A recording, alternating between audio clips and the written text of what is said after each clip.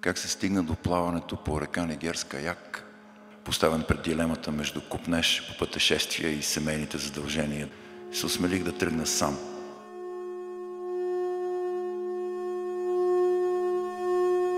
Виждам как по десния бряг на Нигер приближават номади, за да пресекат реката с цялата си покъшнина, камилите и овцете.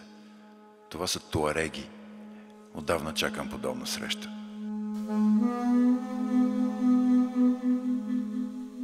Брадата, символ на успелия приключенец, се отстранява и отново се показва лицето за обикновеното ежедневие.